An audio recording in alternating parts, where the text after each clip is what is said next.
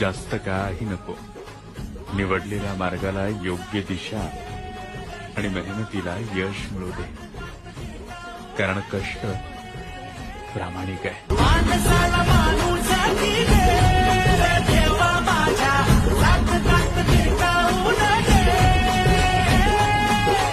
मोठी लढाई लढू मातीसाठी गड्या, मनगटाच जोर लावून.